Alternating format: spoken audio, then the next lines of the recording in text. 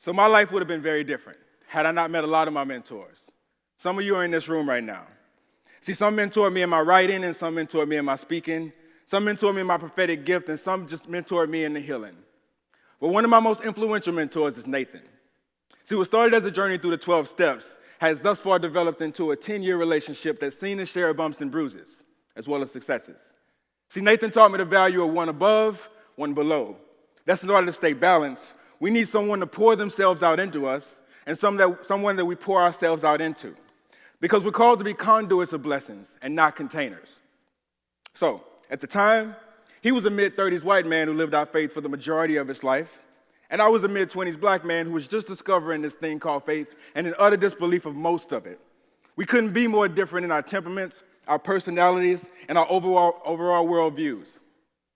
Actually, in writing this, I started to think back to what Nathan and I actually had in common, besides our brokenness. Nothing. But it was a seed that God planted to grow us into what we become today. So see, I make the distinction between Nathan and I because it's my belief that mentorships should be diverse. Because if someone is just like you, it can limit what God's trying to do in and through you. Because if they're just like you, can they actually give you something more than what you already have? Can a person stretch a person past the point that they themselves haven't gone? Our journey, it was long. But throughout it, he would teach, encourage, and challenge me. He would betray me, he would forgive me, and he painted a very palpable picture of what an imperfect man looked like who loved Jesus, and he never stopped trying.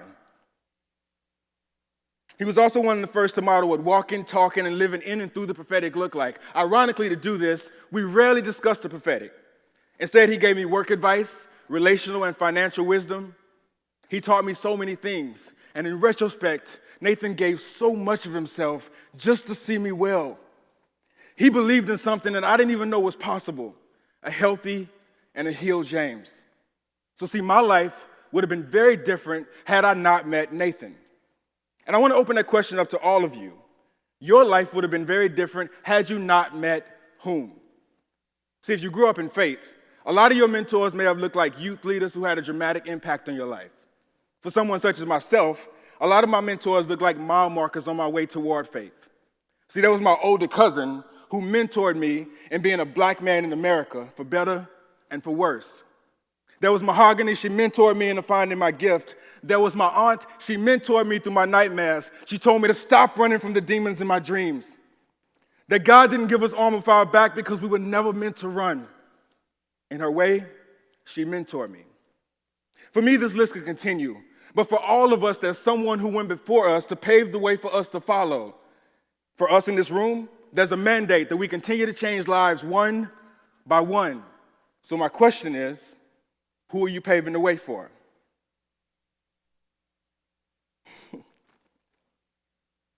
No matter who you are, you have value to give. Sometimes that value can be, look, I screwed this up a lot, so do not do what I do.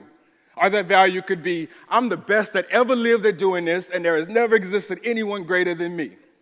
But we all fall somewhere in between the spectrum. But there's this fear that I keep hearing expressed about training up someone so well that they take your job, title, or whatever else it is that we hold on to fuel our ego.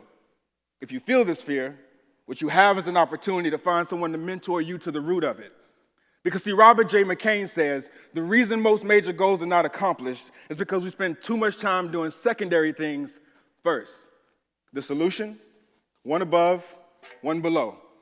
We should all be raising up leaders to come alongside of us and work with us in our endeavors. Because see, we should all be mentoring someone to eventually take our place. If we don't, for holding on to our coveted title, that's exactly what will happen. We'll be left holding on to our coveted title long after God has called us to move on to more. So what does mentoring look like? It looks like Jesus and the 12. At times it was 3, sometimes it was 1. It looks like Jethro to Moses, Eli to Samuel, Samuel to Saul and David. But one of my favorite mentoring relationships is Elijah, J, Elisha, SH. Why I chose these names with these braces in my mouth, I have no idea. Jeremy, you understand, right? Yeah.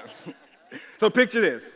Elijah, J, just did an amazing work of God, and he ran out to the wilderness because he was scared. Instead of rest, God gave Elijah Elisha. Elijah, being the man of God that he was, went up and found Elisha. He found him, threw his cloak over him, and the Bible says that Elisha left immediately and ran off with Elijah to go live with him and be a servant. Now, Elijah and Elisha lived together for about 6 years, and Elijah mentored Elisha in all kinds of things, such as how to go to court, how to bury the dead, how to help the poor, as well as preaching God's will and love to others. Elijah tried many times to get Elisha to leave his side, but every time Elisha was like, nah, I'm good. Where you go, I'm going to go with you. So Elisha, S.H., his life would have been very different had he not met Elijah, J.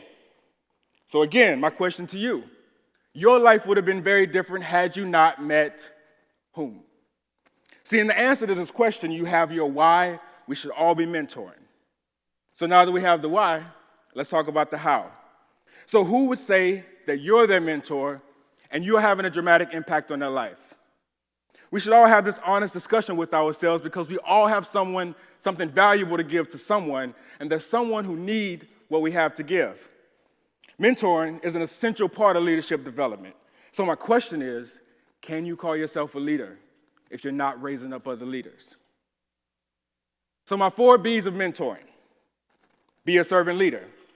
Because if you're not a servant leader, and in this sense, I mean you connect the people that follow you to the mission or cause that you serve, you end up connecting them to you. And if you happen to fail to meet their expectations, there goes your leadership right along with it. But if you are a servant leader and you keep connecting them to God, then your mistakes doesn't interrupt their journey. One of the most common mistakes I hear is just simply being unresponsive, which leads me to my B number 2, which is be available. Nathan had to continually be available to show up in my life. Elijah left everything he owned to live with Elisha. It was a permanent change for them, and for Nathan and I, it was calls all hours of the night, sporadic meetings for him to tell me to calm down and breathe, because I was an emotional dude. But what happened along the way is he continued to sacrifice. So for me, that's my B number 3, which is be willing to sacrifice. See, Elisha said goodbye to everything that he owned, and he burned it all so that there'd be no backup plan. Nathan and I had to continually sacrifice to stay in each other's lives. For him, mostly his time. For me, I had to be willing to sacrifice that fractured lens with which I viewed myself through. So my B number 4 is be willing to let go of your past. Because, see, holding on to your past is like being drugged behind a boat at full speed. You're drowning under the water. Everybody's yelling at you to let go, but you can't hear them because you're too busy holding on. So my encouragement is, when you're drowning, just let go. That's letting go of past failures and successes. Now, we always hear about letting go of past failures, but we also need to learn how to let go of past successes. One example of this is pastors. See, pastors fall prey to it often in that they successfully led their congregation to be seemingly abundant. But even pastors have to find someone to raise up. The good book on leadership states that when a pastor primarily does the ministry, growth potential stays small. But by increasingly leading others into ministry, a pastor increases church growth potential as the entire congregation becomes capable of working in ministry. It's why each and every one of us are sitting here. See, both pastors and leaders who do the work, instead of enlisting others to work with them, are at high risk for burnout. Sadly, there's entire websites dedicated to this. And I'll skip the list of staggering statistics to just give you the laughs. Every month, 1,500 pastors leave the ministry because of conflict, burnout, and moral failure. The solution to this would be one above, one below. See, pastors, you've done a great job. But if you start to feel this burnout, it may be time to look into mentoring someone to come alongside you for you to pour yourself out into. Because burnout can look and feel like a lot of different things. So the question could be changed for you. In my church, in my ministry, in my call to shepherding, my life would have been very different had I not met whom? See, we all be called to mentor because we all have value to pass on to someone. And again, if you don't see this, it may be an opportunity to find someone to mentor you into finding your value that you have to pour out to others. Mentoring, it's the only way we'll become a true, multiplying, and growing body of believers. And see, Gateway, you're especially in need of mentors because you've implemented a program that changes people at a depth that they can't grasp, at the molecular level. such as a butterfly being the only creature in creation to go through a 100% transformation. And it took mentors to tell me what happens after that chrysalis. A butterfly just doesn't let go, spread its wings, and hope that it'll fly.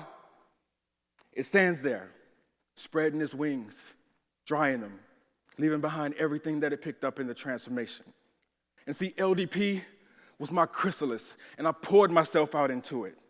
And here I stand as a caterpillar, looking at it like the world is over. But as a butterfly, I spread my wings, and I'm ready to fly. Mentoring is how I got there. And I thank every one of you in this room for offering your time and everything else that you offered to me and the rest of my counterparts. Thank you so much. Hey, stay up here, dude. Good job, man. Thank you. All right, I'm going to throw it to our two panelists here, Justin McCarty and Kala, for feedback. Hey, man, fantastic job. I think from the times that I've ever seen you speak, there's something so easy to follow in what you're doing. You kind of, obviously this is part of how you're gifted and you're wired. You kind of enrapture people in the way that you deliver it because, and this is the thing that I think stands out most to me as a communicator, is because it's in your heart. I think of like watching just how much you're off the page. I love how much you've committed your mind and your heart to where you're going. And I think that's essential. I think that is like the building block of great communication is that I'm utterly convinced of what I'm telling you. Yeah. And I think that comes through so clearly in what you're saying. Another thing that hit me just as you were doing this, and this is part of, having been a poet, you've got kind of the one up on a lot of people, is you've spent a lot of time thinking about the power of language, and you do a fantastic job of using that. I was just writing down like different phrases that you were throwing out. Conduits, not containers. Mile markers towards faith. Like you can put great imagery to what you're trying to explain. And it's something we've talked about just even in like sermons, and it's even what Jesus relied a lot on is he painted pictures and stories and got so much further faster because he didn't go an outline form. He gave you here's what this is like, and suddenly I got it. And you just did that, even there at the end, which I thought was such a fitting and perfect conclusion to take the whole journey of mentoring and then say, here's what happened to me. The personal story kind of like caps that so well, and the picture of like the chrysalis and the transformation and all that. I just thought it was a really beautiful way to encapsulate the whole thing of what you were talking about. And you made some great points along the way. Just another quick thing too on what I loved about it was I love how you punctuated it with questions. Like you would kind of talk about it in theory and then you go, so what about you? And you talk about it a little, and what about you? Who did this for you? Where are you doing this for somebody else? It kept pulling me back into, oh yeah, this is personal. I'm not just listening to you along the way, man. I thought it was fantastic. Thank you. Also is wonderful. Would say your content was phenomenal. It was personal. It was biblical. It was also really applicable, and it was challenging for us. You also engaged with the audience through humor, through questions. Like Justin said, you had your topics and your points, but then you always brought it back and weaved that same question for us through. So even as we were learning and following with you, we were also, at least I was thinking, like, who poured into me? Who poured into me? Who am I pouring into now? So I was able to engage with you in that way on a very personal level. Your stage presence is wonderful. Was watching just how even the small things of how you stood with your feet, how you used your hands, how you worked the stage, how you looked at different people. You had, used humor in really great ways. There are 2 points where you laughed, I think, to yourself. And for me, I was like, is he really excited about what he's going to say, or did he lose his place? Like, I wasn't quite sure. So that would be one thing just for you to be mindful of as you're engaging with us. But there was also one point when you hit the stand, and it didn't faze you at all, and that was awesome. As you were talking, like, I think you ran into it a little bit, and so that was wonderful. Did? Yeah. Oh. Didn't even know. Zone. Yeah, but it was just really awesome and so exciting to see you in that. I would also just encourage you, I think because of the poetry that's in you and the way that you communicate, a little bit more of the spoken word type of communication. It is really easy. It's easier to see when you do maybe get off of your script, so just being mindful of that too, just something to keep in front of you. So, well done. Thank you. Awesome, man. Yeah, good job. Can we hear for James? Great job. Great job, man. And again, I can't add anything to that, and I'm not in the mood to. I've been critiquing you guys all years. I'm just a fanboy today. Thanks, James.